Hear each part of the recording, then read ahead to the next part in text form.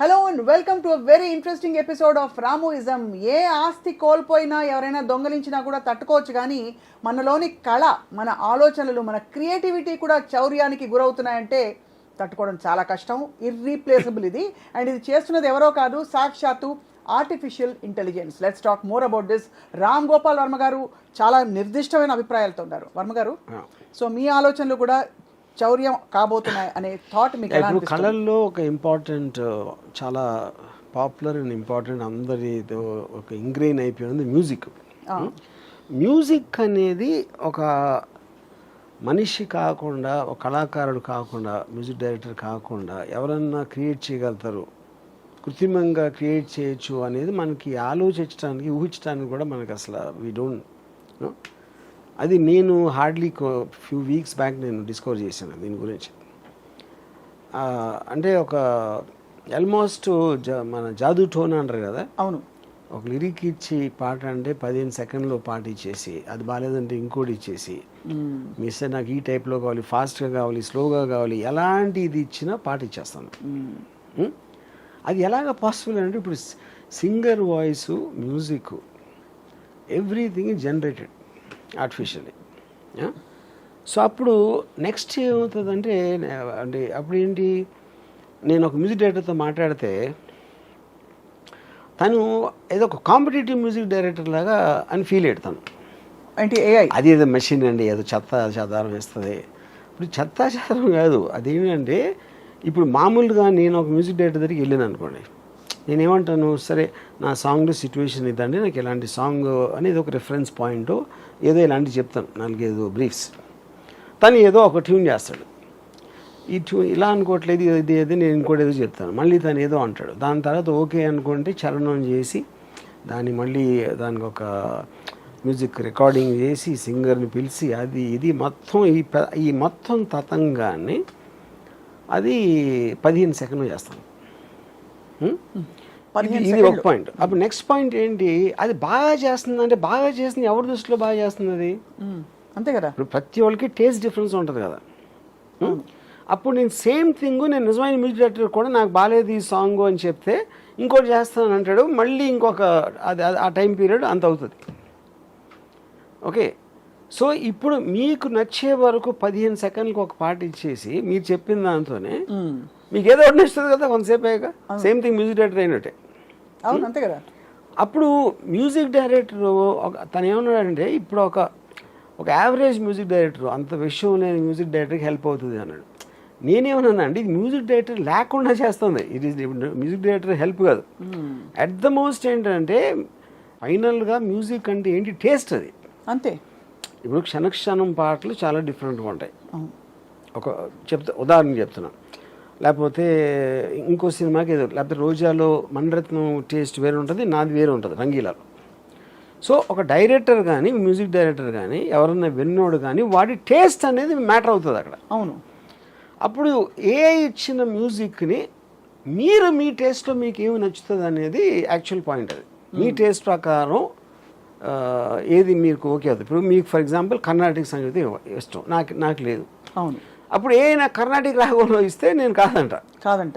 కానీ మీరు చెప్పేటప్పుడే నాకు ఈ స్టైల్లో కావాలి, వాల్డ్స్లో కావాలి, హార్డ్ రాక్ కావాలి, లేకపోతే ఎక్సా వయ్య ఉన్న మ్యూజిక్ స్టైల్స్లో మీరే ఇస్తున్నారు దానికి ప్రాంప్ట్ ఏ స్టైల్లో కావాలి ఆ సాంగ్ అని. సో ఇక్కడ ఈ పాయింట్ మీరు చెప్తున్నది ఎలాబరేట్ చేస్తే, బిగ్గెస్ట్ బెనిఫిట్ ఏంటి, కాస్ట్ కటింగా, టైం సేవింగా, లేక?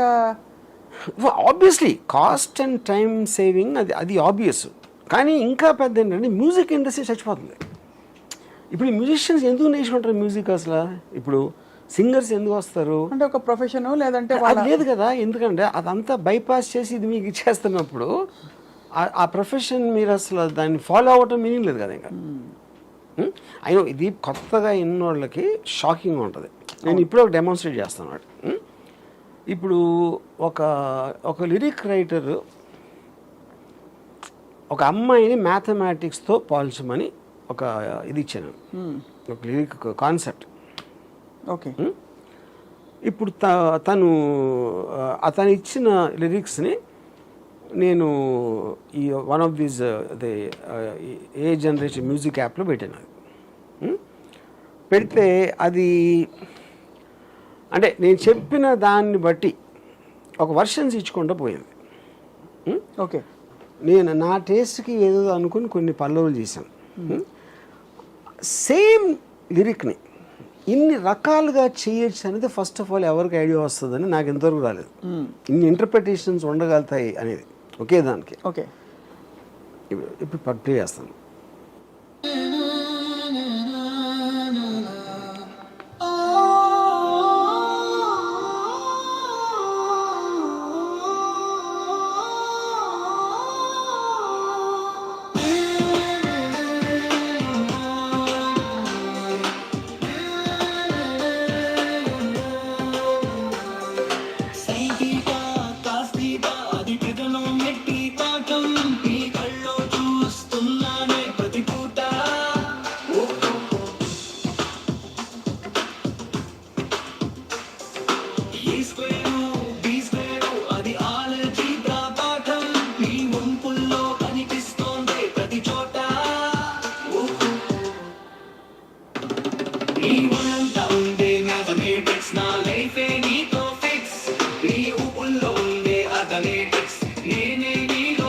ఇది ఒకటి.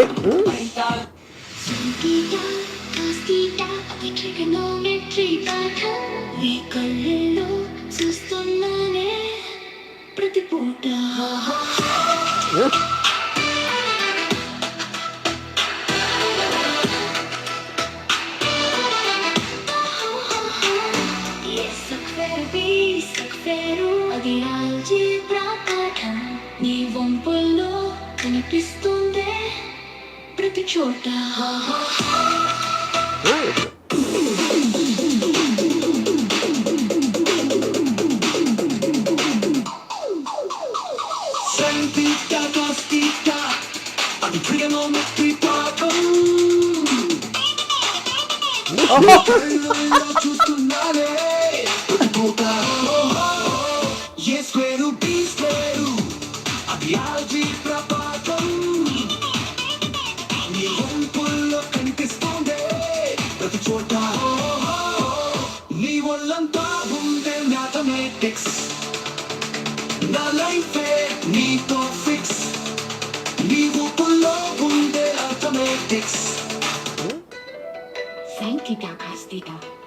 అది ట్రిగనోమెట్రీ పాఠం, నీ కళ్ళల్లో చూస్తున్నానే ప్రతి పూట.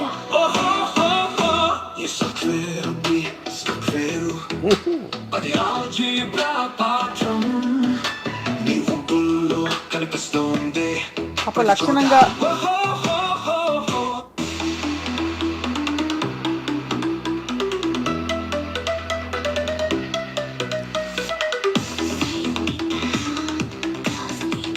ఛాన్స్.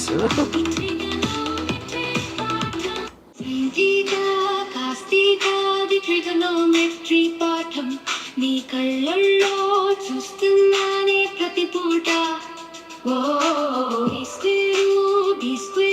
అది ఆల్జీబ్రా పాఠం, నీ వంపుల్లో కనిపిస్తోందే ప్రతి చోట.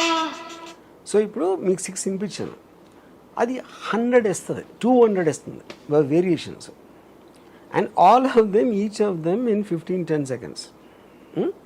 ఇప్పుడు వాయిస్ మ్యూజిక్ ఎవ్రీథింగ్ జనరేట్ చేస్తే ఇప్పుడు నిజంగా ఉన్న ఆర్టిస్టులు ఏమవుతారు, ఏం చేస్తారు వాళ్ళు?